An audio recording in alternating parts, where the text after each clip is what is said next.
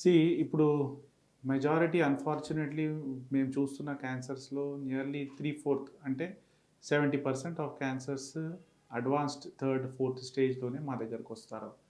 ఎందుకు? బికాస్ అప్పటి వరకు వాళ్ళకి ఇబ్బంది ఏమి ఉండకపోవచ్చు, అందుకే చెకప్ చేయించుకోరు.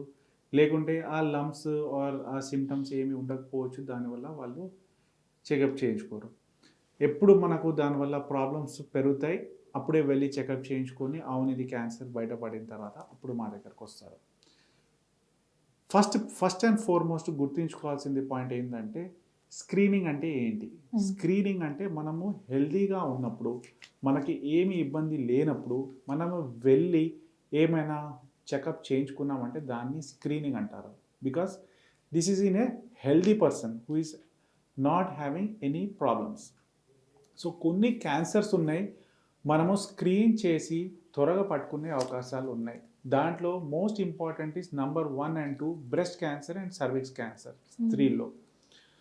సో గుర్తుంచుకోవాల్సింది విషయాలు కొన్ని ఉన్నాయి. దీంట్లో ఫస్ట్ థింగ్ ఇస్ ఏ క్యాన్సర్స్కి స్క్రీనింగ్స్ ఉన్నాయి.